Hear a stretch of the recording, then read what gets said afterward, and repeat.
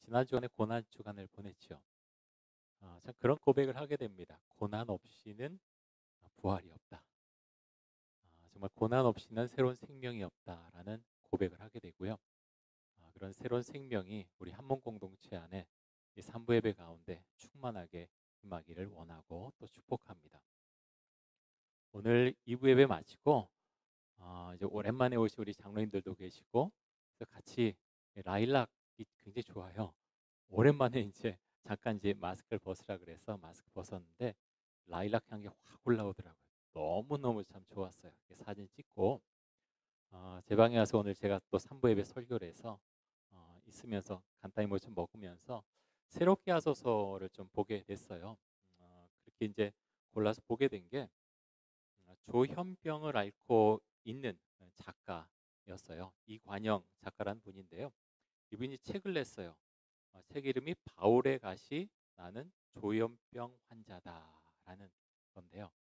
우리 조현병 굉장히 이제 사회에서 많이 이제 나오잖아요. 굉장히 위험하고 어떻게 할까 이제 그런 생각도 많이 드는데 그래서 이제 사회자 그런 질문해요.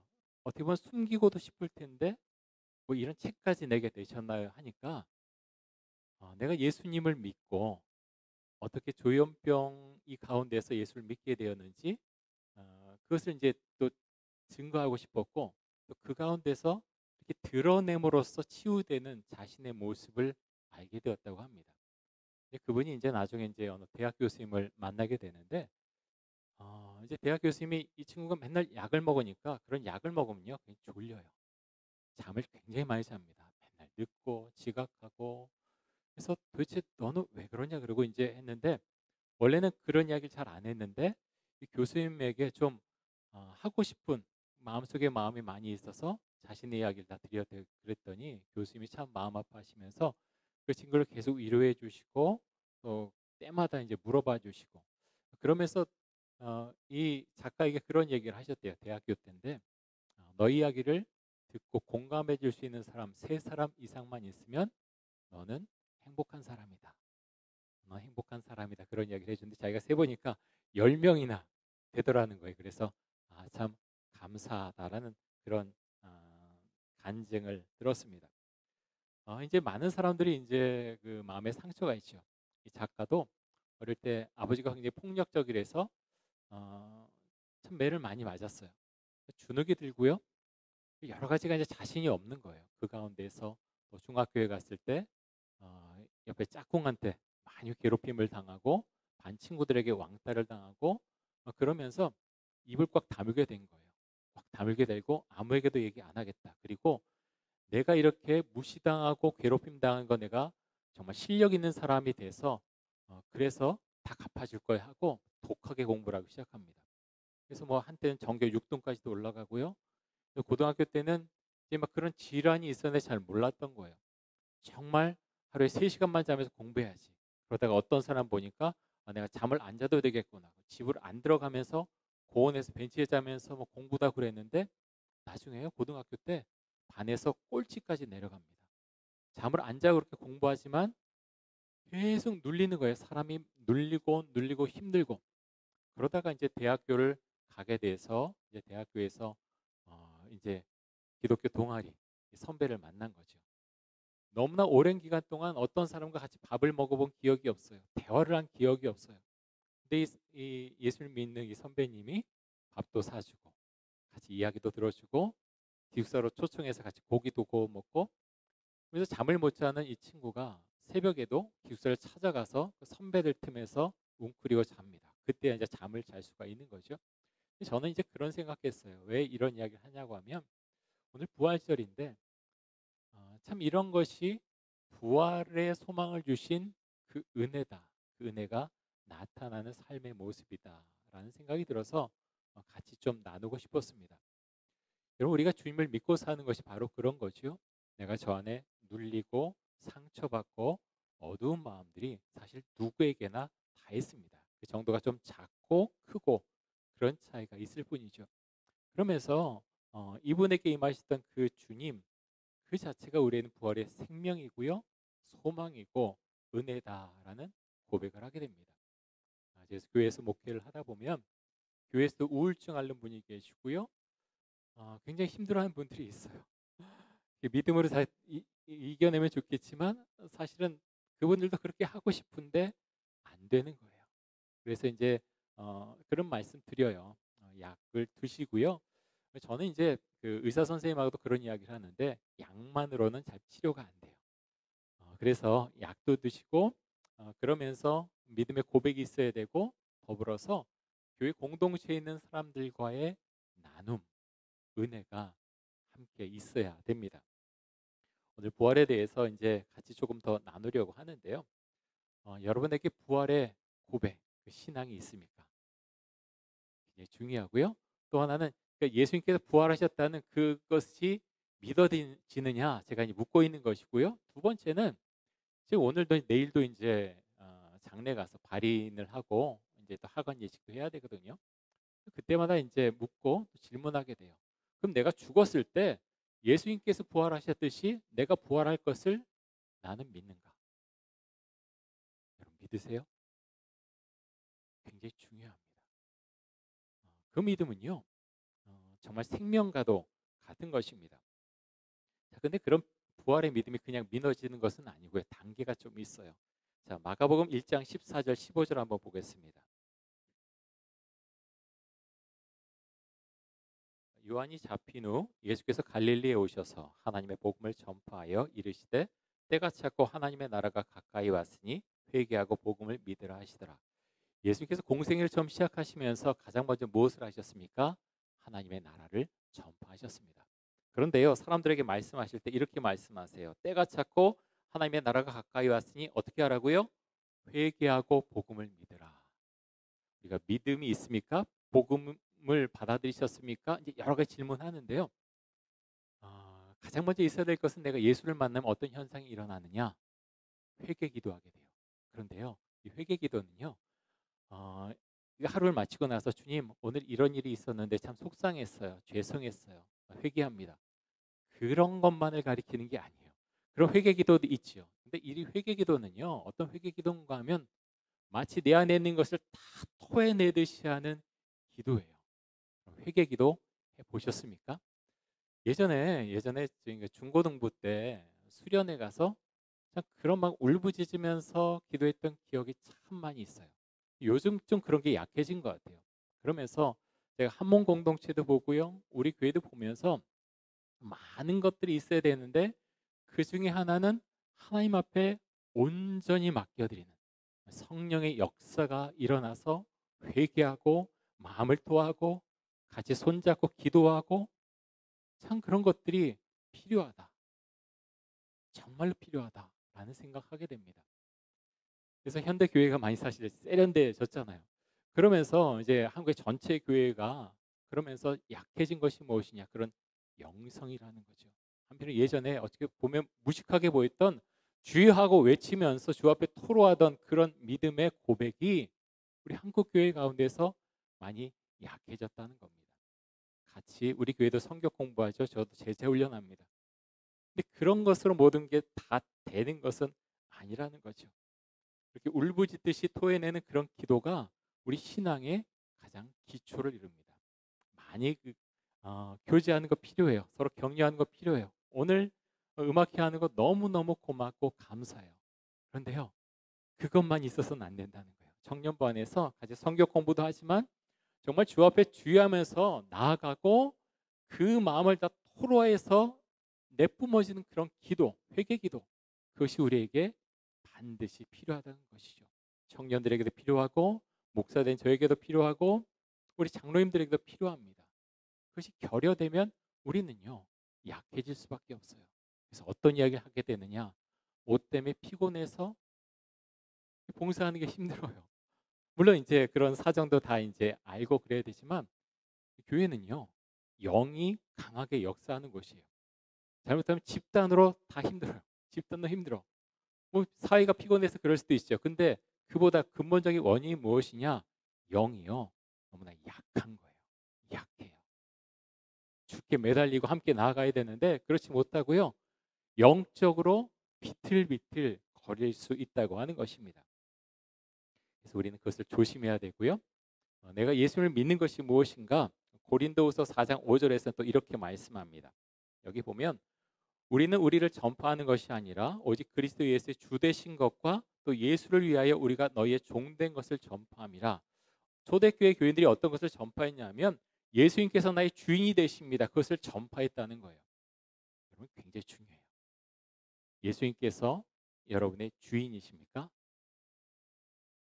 그 고백이요 분명해야 돼요. 목사님 저 구원의 확신이 있는데요. 근데 예수님께서 제 마음의 주인이신지 삶의 주인이신지 잘 모르겠어요.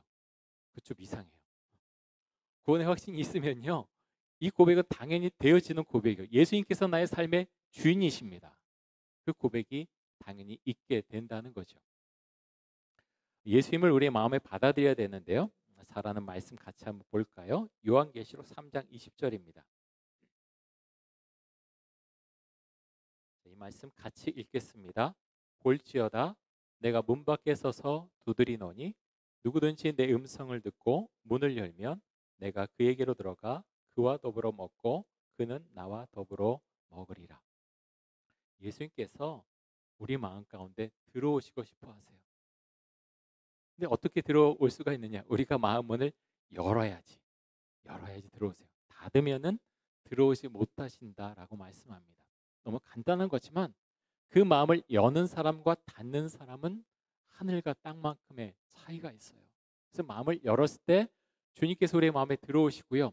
여러분 삶의 인생의 주인이 되어 주셔서 그 삶을 이끌어 주신다고 하는 것입니다. 복음의 핵심을 여러 가지로 말할 수도 있지만 복음의 핵심은요. 십자가와 부활입니다. 예수 그리스도의 십자가 부활. 그것이 바로 기독교의 핵심입니다. 춘천 한마음 침례교회라는 곳이 있는데요. 김성로 목사님께서 개척하신 교회고 이분이 부활이라는 책을 썼어요. 이분은 체육 교사셨는데 처음에 예수를 믿으면서 너무 뜨거워서 캠퍼스에 들어가서 제자 훈련을 시작하셨어요. 청년들 데리고 대학생들 데리고 시작했는데 그러면서 교회를 자연스럽게 개척을 하게 되셨고 제자 훈련에 올인했습니다. 9년 동안 했는데 이런 질문을 하게 되는 거예요. 제자 훈련하는데 왜 사람들이 변화되지 않는 것일까? 제자 훈련하는데 왜 사람들이 변화되지 않을 것일까? 심각한 고민에 쌓여서 그 제자 훈련하는 것, 교회에서 하던 양육 프로그램 다 멈춥니다. 그리고 기도하기 시작합니다. 사도행전을 펼쳐서 보는데요. 아, 그렇구나 하는 것을 하나님께서 알게 해주십니다. 왜 그런 마음을 주셨느냐? 너희가 제자 훈련하고 성경 공부하고 양육 프로그램 갖고 다 하는데 교인들이 복음을 믿지 않는다. 교인들이 복음을 믿지 않는다. 그것을 깨닫게 해주시는 거예요. 여러분 이해 가세요? 저는 이해가 가요. 제가 목회하면서 저도 제자 훈련하잖아요. 1대1 성경 공부 이렇게 합니다. 뭐 반응이 이제 좋으신 분들도 있고 뭐 별로 그거 해서 뭐 하나 하는 생각 가지시는 분도 있어요. 그런데요. 이제 그 김성로 목사님께서 이런 진단하십니다. 왜 그럼 그게 필요 없다는 것이 아니고 1대1 성경 공부, 뭐 성경 공부, 제자 훈련 다 필요한데 왜 그럼 그런 질문을 하게 되었고 교회 안에 그런 은혜가 많이 떨어지고 없어지게 되었나? 가장 첫 번째는요. 예수를 만났을 때는 토해내는 그 회개 기도가 있어야 되는데 그런 과정이 생략되어 있었다는 거예요. 무슨 이야기인지 아시겠어요? 주 앞에 그것을 토로하고 나아가고 주의 영께서 이끄시는 그런 은혜가 있어야 되는데 그렇지 않고 머리로만 하는 성경 공부, 제자 훈련, 어떻게 보면 교양이 있어 보이는 그런 쪽에 치우치다 보니까 삐걱삐걱하게 된 거예요. 결론은 무엇이냐? 두 가지가 같이 있어야 된다는 겁니다. 우리 한문 공동체도 마찬가지예요. 우리 이천동교회도 마찬가지입니다. 그래서 주 앞에 묻게 돼요. 주님 무엇을 해야 됩니까? 제자 훈련 열심히 지금도 하고 있어요. 1대1 성경 공부 줌으로 이제 권사님들 집사님들 하고 있는데 근데요. 그것이 잘못하면 어떤 교재만 되고 어떤 말씀의 뜻만 알아가고 잘못하면 그렇게 될 수 있다는 거죠. 어떻게 됩니까? 성령의 역사가 함께 있어야 한다고 하는 것입니다. 예수님께서 제자들과 3년 동안 같이 계셨죠. 네, 어떻게 보면 정말 하나님에게서 직접 배운 겁니다. 많은 이적도 경험하게 됐지요. 근데 나중에 겟세마네 동산에서 예수님께서 붙잡히셨을 때 제자들이 어떻게 합니까? 다 도망가죠. 다 도망갑니다. 두려워하죠. 미래에 대해서 두려워하고 염려와 근심으로 가득 차 있습니다. 근데 이들이 나중에 달라지죠. 언제 달라집니까? 부활하신 예수님을 만난 다음에, 그리고 기도하다가 성령을 받게 된 다음에 달라집니다. 나서 복음을 전하는 거예요. 여러분, 그동안 어떻게 보면 쌓인 게 있지요. 예수님하고 같이 성경 공부한 거예요. 이적을 경험한 거예요. 은혜를 체험했어요. 근데 성령의 은혜가 마음을 콱 사로잡기 전에는 두려워서 아무것도 하지 못했어요. 근데 그 제자들만 그런 게 아니고요. 저희들도 마찬가지예요. 그래서 제자 훈련하고 무슨 성경 공부하고 뭐 성경을 통째로 암송하고 다 좋은데요. 성령께서 마음을 꽉 잡아주지 않으면, 성령이 내 안에 들어오지 않으면 두려워요. 두려워요. 복음 못 전합니다. 정말 그렇습니다. 그래서 주님께서 우리 안에 들어오셔야 되고요. 그럴 때 우리는 비로소 예수님을 전할 수가 있다고 하는 거죠. 자, 오늘 우리가 누가복음 24장 말씀을 봤는데요. 여기 보면 엠마오로 가는 예수님의 두 제자 이야기가 나옵니다. 이런 일이 있었고 저런 일이 있었고 막 이야기하면서 가죠. 근데 예수님께서 그 대화에 끼어드시죠. 나타나십니다. 대화를 하는데 그 두 제자는요, 예수님께서 다시 살아나셨다는 이야기를 들었지만 결론적으로 뭐예요? 못 믿겠다. 못 믿겠다는 겁니다. 예수님께서 그런 말씀하세요. 자, 누가복음 24장 25절에서 27절까지입니다. 여기 이렇게 말씀하세요. 이르시되 미련하고 선지자들이 말한 모든 것을 마음에 더디 믿는 자들이요, 그리스도가 이런 고난을 받고 자기의 영광에 들어가야 할 것이 아니냐 하시고, 이에 모세와 모든 선지자의 글로 시작하여 모든 성경에 쓴 바 자기에 관한 것을 자세히 설명하시니라. 예수님께서 책망하십니다. 이 미련하고 선지자들이 말한 모든 것을 마음에 더디 믿는 자들이요, 너희가 왜 믿지 못하느냐 책망하십니다. 그러면서 성경 말씀을 풀어 주셨다는 거예요. 자, 이거 보면요, 우리도 똑같아요.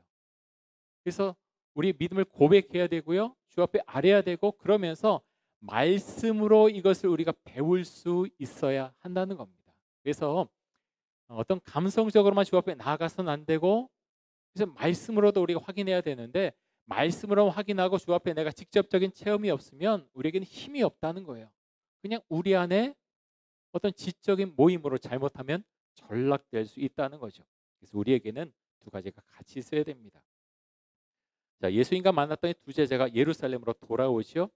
예루살렘에 돌아왔더니 예루살렘에서는 또 예수님의 부활하심을 목격했던 제자들이 또 있었어요. 같이 이야기를 나눴는데, 자, 그때 예수님께서 나타나시는데요. 36절과 37절 한번 보겠습니다.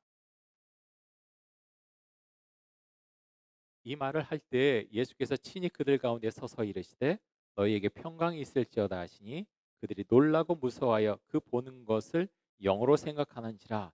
자, 예수님을 봤는데요, 뭘로 생각하죠? 유령 나타났다, 귀신 나타났다라고 생각하는 겁니다. 그자 예수님께서 이렇게 말씀하십니다. 38절과 39절입니다. 예수께서 이르시되 어찌하여 두려워하며 어찌하여 마음에 의심이 일어나느냐. 내 손과 발을 보고 나인 줄 알라. 또 나를 만져보라. 영은 살과 뼈가 없을 때 너희 보는 바와 같이 나는 있느니라. 자, 우리가 죽은 다음에 부활을 하는데요, 예수님의 모습 보면서 우리가 어떻게 부활할 것인가 간접적으로 우리가 확인해 볼 수가 있습니다. 부활은요, 유령이나 귀신처럼 그렇게 부활하는 것이 아닙니다. 그렇지 않죠? 그것이 아니라고 예수님께서 말씀하셨어요. 예수님처럼 새로운 몸을 입고 부활체로 부활하게 되는 것이죠. 자, 나사로가 죽었습니다. 다시 살아났죠? 무슨 부활인가요? 아니죠. 그게 아니라 죽었다가 다시 소생한 거죠. 부활이 아닙니다. 근데 예수님은 부활하셨죠? 예수님은 신령한 몸을 입고 부활하셨습니다. 말씀에 보면요, 문이 닫혀 있는데 예수님께서 그 문통에서 그냥 들어오세요. 부활한 몸이기 때문에 완전한 인간으로 오셨을 때는 그렇게 하지 못하셨죠. 부활한 몸을 입고서는 그 문을 통해 그냥 들어오셨다는 거예요. 여기 갈릴리에서 보자, 그냥 갈릴리로 어떻게 보면 공간 이동 하시는 거예요. 부활체의 몸은 바로 그렇다라는 거죠. 그런데요, 예수님께서 제자들 만났을 때 말씀하시죠. 너희가 혹시 먹을 것이 없느냐? 생선 토막을 드렸더니 그것을 드셨다라고 했습니다. 부활체의 몸은 그와 같다라는 것을 우리가 알 수가 있습니다. 자, 부활하신 예수님께서 제자들에게 또 이렇게 말씀하시는데요. 46절에서 48절까지입니다. 또 이르시되 이같이 그리스도가 고난을 받고 제3일에 죽은 자 가운데서 살아날 것과 또 그의 이름으로 죄 사함을 받게 하는 회개가 예루살렘에서 시작하여 모든 족속에게 전파될 것이 기록되었으니 너희는 이 모든 일의 증인이라. 자, 죄 사함을 받게 하는 회개가 예루살렘에서 시작돼서 다 전파될 것이다. 그런데 너희가 그 일의 증인이다라고 말씀하십니다. 근데 여러분, 이 말을 제자들이 들었는데요. 나가서 바로 증거자의 삶을 살지 못합니다. 어떻게 하고 나서 증거자의 삶을 삽니까? 기도하다가 성령을 받은 이후에 증거자의 삶을 살게 되죠. 자, 49절 한번 보겠습니다. 이 말씀 같이 한번 읽겠습니다. 볼지어다 내가 내 아버지께서 약속하신 것을 너희에게 보내리니 너희는 위로부터 능력으로 입혀질 때까지 이 성에 머물라 하시니라. 자, 아버지께서 약속하신 것, 하나님께서 약속하신 것이 무엇이죠? 성령을 보내줄 것이다. 그것을 말씀하고 있고요. 자, 위로부터 능력이 입혀질 때까지, 성령으로 너희가 완전히 덧입혀질 때까지 예루살렘을 떠나지 말고 여기에 있어라라고 말씀하시죠. 이 말씀처럼 제자들은 있게 되죠. 사도행전에 보면은 예수님께서 승천하신 이후에 사람들이 모여서 기도합니다. 잠깐 모여서 기도한 게 아니고요. 10일 이상, 한 10일 정도 기도하게 됩니다. 간절하게 기도했죠. 오순절이 됐습니다. 그때 성령이 임하죠. 성령 임재가 임했고 방언하게 되고 여러 가지 역사가 일어나게 되죠. 베드로가 나가서 복음을 전합니다. 그렇게 마음이 약해 있던, 아직 겉으로는 굉장히 이제 뭐랄까요, 강하게 보였지만 베드로는 약한 면이 있었죠. 그런데 그 베드로가 나가서 복음을 전하기 시작하는 거예요. 그랬더니 3,000명 되는 사람이 한 번에 세례를 받았다라고 말씀하고 있습니다. 그래서요, 여러분, 예수를 믿는 것은요, 지적으로도 우리가 성경 읽고 성경 공부하고 제자 훈련도 해야 되지만 그것만 있어서는 안 되고요. 내가 정말 주님을 나의 주인으로 모시고 살려고 하면 영적인 체험이 반드시 있어야 된다는 거예요. 제가 처음에 말씀드렸던 정말 마음을 토로하는, 나의 모든 것이 막 끌어내지는 것 같은 그런 기도가 주 앞에 드려질 때 내가 주를 알게 되고 그 안에서, 주님 안에서 나의 모습을 발견하게 된다라는 거죠. 그러면서 우리는 변화되어 가는데요. 자, 고린도후서 5장 17절 한번 보겠습니다. 이렇게 말씀합니다. 그런즉 누구든지 그리스도 안에 있으면 새로운 피조물이라. 이전 것은 지나갔으니 보라 새 것이 되었도다. 예수를 믿으면요, 새로운 사람이 된다라고 말씀합니다. 베드로도 새로운 사람이 되었죠. 완전히 다른 사람. 정말 예수님을 위해서 나의 목숨까지 바치겠습니다 했지만 결정적인 순간에 도망가죠. 예수님 모른다고 하죠. 성령이 임하자 베드로는 달라집니다. 완전히 새로운 피조물이 되죠. 여러분, 우리도 이와 같습니다. 교회 왔는데 안 변하는데요. 그게 안 변하는 사람이 문제입니까? 복음이 문제입니까?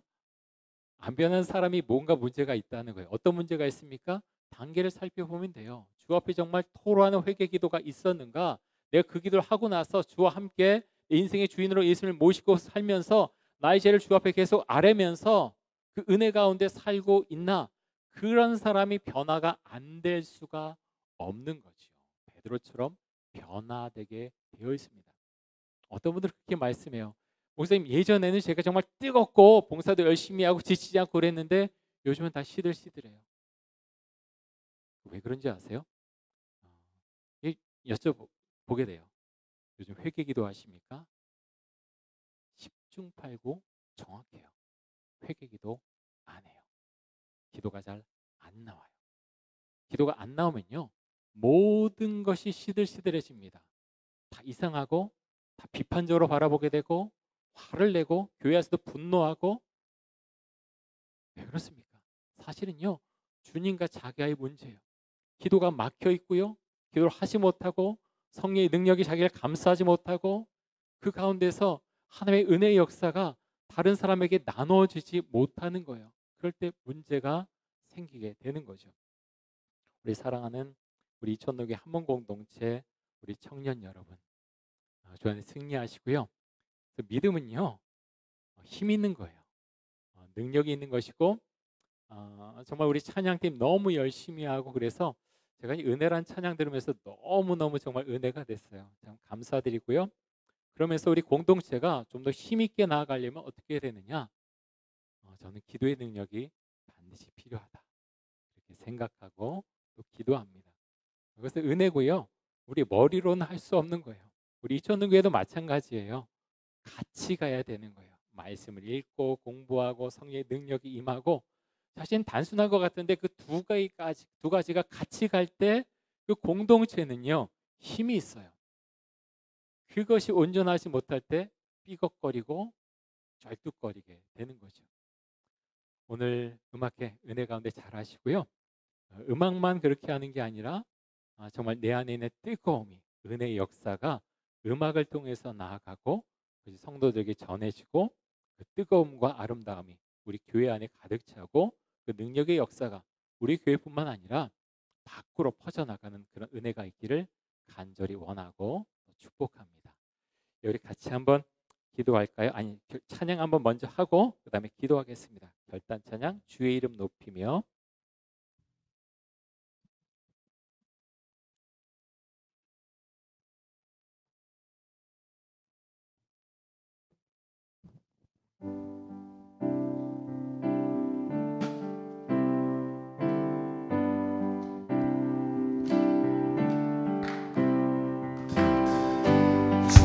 이름 높이며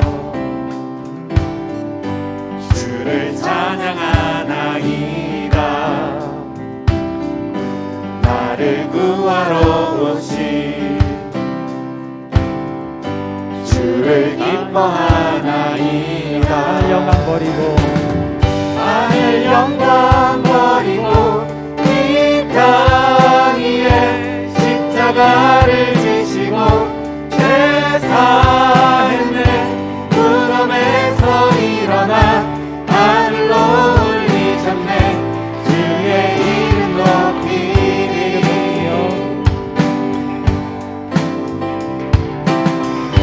주의 이름 높이며 주를 찬양하나이다. 나를 구하러 오신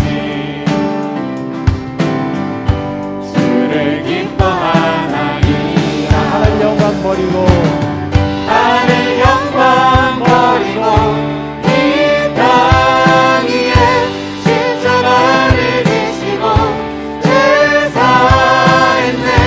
무덤에서 일어나 하늘로 올리셨네.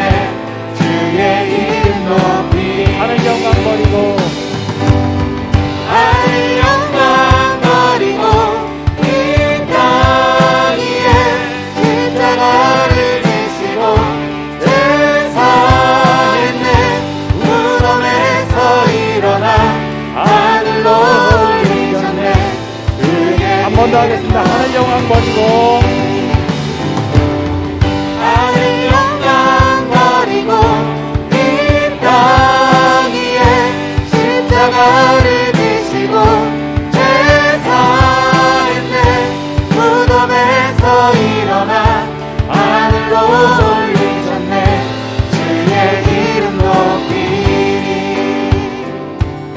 시간 기도하겠습니다. 부활하신 주님을 온전히 믿고 부활의 능력을 의지해서 이 세상을 살아가게 하여 주옵소서. 회개 기도가 터져 나오게 해주시고, 성령께서 우리 청년들의 마음 가운데 심령 가운데 임재해 주시고, 그 성령의 역사로 복음의 능력을 증거하는 증거자들이 다 될 수 있도록 하여 주옵소서. 우리 함께 기도하겠습니다. 하나님 감사합니다. 하나님, 우리 청년들 가운데 역사가 임할 수 있기를 간절히 원합니다. 하나님 아버지여, 주 앞에 마음을 다해 기도할 때 그 마음 속에 들어오셔서 역사해 주시고, 그 마음을 치유해 주시고, 복음의 능력이, 월의 능력이 그 심령 가운데 임할 수 있기를 간절히 원합니다. 하나님 아버지여,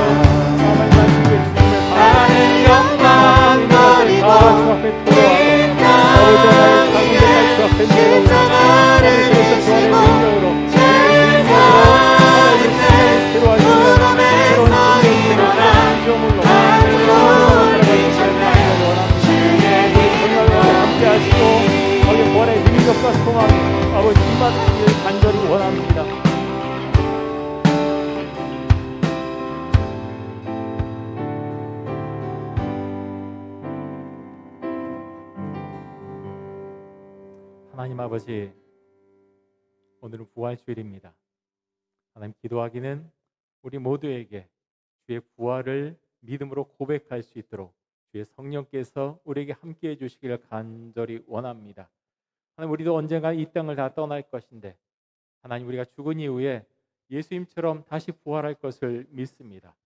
믿음의 고백을 하게 해주시고, 그리고 우리 청년들 마음이 힘들고 어려운 사람들이 있습니까?